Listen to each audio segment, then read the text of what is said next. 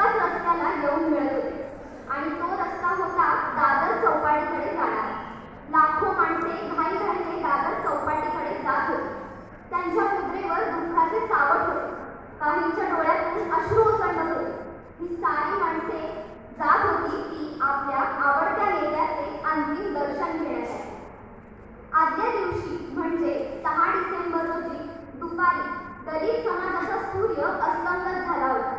Doctor Babasaheb आंबेडकरांचे महानिर्वाण झाले होते व त्यामुळे हा सारा समाज अक्षरशः पोरका झाला होता. इतका मोठा महापुरुष, आपल्या घटनेचे शिल्पकार, परंतु त्यांना लहानपणी कधी कधी शाळेत जायचा कंटाळा येतो. त्यांनी आपल्या वडिलांना एकदा विचारले, का जायचं शाळेत, काय मिळणार शाळेत जाऊन? तेव्हा रामजी बाबा म्हणाले, आपण गरीब असलो तरी शिक्षणाने विद्वान होऊ शकतो. तो खूप शिकावे, मोठे व्हावे असे मला वाटते.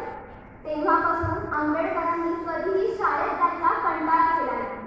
त्यांची हुशारी व पाठांतर पाहून ते शिक्षकांचे आवडते विद्यार्थी झाले. आंबेडकरांची परिस्थिती बेताची होती म्हणून शिक्षक स्वतःच्या डब्यातला खाऊ त्यांना घेऊन देत.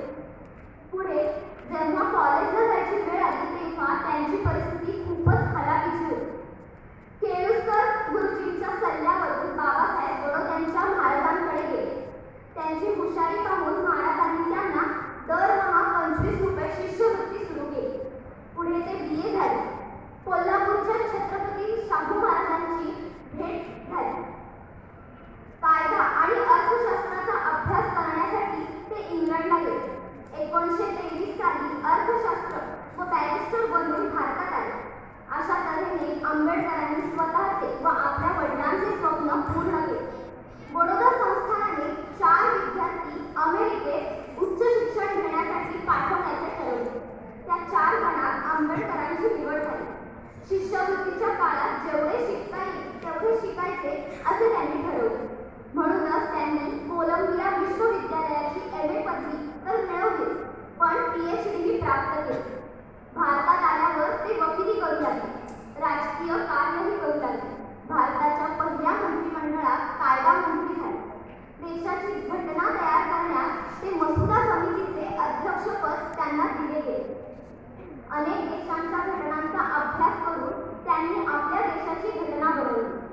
समाजातील उच्च नीचता, देशाची परिस्थिती, दलितांचे जीवन पाहून त्यांचे मन दुःखी झाले. दलितांचा उद्धार कार्याचा निश्चय त्यांनी केला. ते आपल्या अस्पृश्य बांधवांना नेहमी सांगत, जन्माने कोणी श्रेष्ठ कनिष्ठ ठरत नाही, तर ते आपल्या कर्माने ठरतात. माझ्या बांधवांनो, तुम्ही सूर्याप्रमाणे स्वयं प्रकाशित व्हा. तुम्ही स्वतः शिकवा, आपल्या मुलाबाळांना शिकवा. हक्क कधी मागून मिळत नाही, ते झगडून घ्यावे लागतात. देशाच्या स्वातंत्र्यासाठी, स्वातंत्र्य रक्षणासाठी आपल्या शरीरात रक्ताचा शेवटचा थेंब असेल तोपर्यंत झटत राहा. नाकारलेले जीवन आमचे बहिष्कृत होते सगळे, माणूस असून नसल्यासारखे होते आमचे सगळे. तुम्हीच केली क्रांती, केली अन्यायावरती मात, आज उजाडली पहाड, आज उजाडली पहाड. दीनदुबळ्या उपेक्षित माणसांचा उद्धार हेच बाबासाहेबांचे जीवन रथ होते. त्यासाठी त्यांनी हजारो सभा घेतल्या, आंदोलने केली, स्वतंत्र मजूर पक्षाची स्थापना केली, महाविद्यालये, वसतिगृहे उभारली. मूकनायक, बहिष्कृत भारत यामधून अस्पृश्यांचे दुःख देशाच्या वेशीवर टांगले. त्यांचा सारा लढा माणसाला माणूस म्हणून जगण्याचे हक्क मिळवून देण्यासाठी होता. त्यांनी सामाजिक, राजकीय, कामगार चळवळी केली. त्यांना हे माहीत होते, चवदार तळ्याचे पाणी पिल्याने अस्पृश्यांना सुखप्राप्ती होणार नव्हती, ती काळाराम मंदिर प्रवेश आणि स्वर्गप्राप्ती लाभणार होती. या चळवळीमागे त्यांचा एकच हेतू होता, तो म्हणजे या अस्पृश्यांना समान अधिकार मिळावा.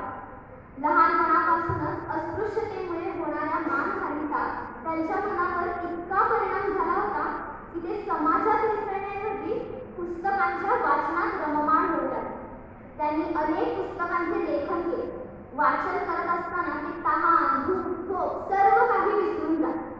एकदा पंडित मदन मोहन मालवीय यांनी बाबासाहेबांचा ग्रंथसंग्रह 2 लाख रुपयात मागितला. त्यावर बाबासाहेब ताडकन म्हणाले, तुम्ही माझ्या घरातून माझा ग्रंथसंग्रह नेणे म्हणजे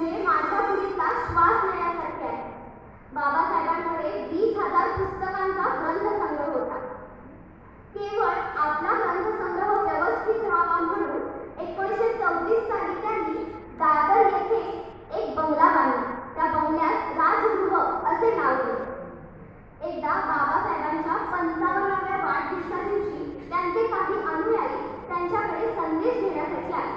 तेव्हा आंबेडकरांनी डिमेटर देवीची गोष्ट सांगितली.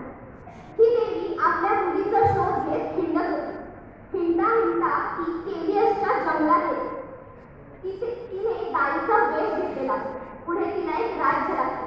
तिथल्या देवीने तिला आपले चांगले मूल डोमो फूल सांभाळण्यासाठी ठेवलेले असते. ती रोज रात्री सर्वजण झोपल्यावर दारे लावून त्या बाळाला पाण्यातून बाहेर काढायची आणि जळत्या निखाऱ्यावर फिरवायची. असा तिचा नित्यक्रम होता. पण एके दिवशी हे दाहक दृश्य राणीने पाहिले. तिने त्या डिमेटर देवीला दूर लोटले, आपले तहाने मूल जवळ घेतले. ही गोष्ट संपून बाबासाहेब एवढेच सांगतात, ती देवी क्रूर नव्हती, तिची भावना चांगली होती. जळत्या निखाऱ्याचे धग सहन करण्याचे सामर्थ्य त्या मुलामध्ये यावे असं त्या देवीला वाटत होते. तिचा हेतू पवित्र होता, उदात्त होता. विस्तवातून गेल्या वाचून देवपण प्राप्त होत नाही. तसेच पददलित माणसांना हाल अपेक्षा यांच्या अग्नितीव्र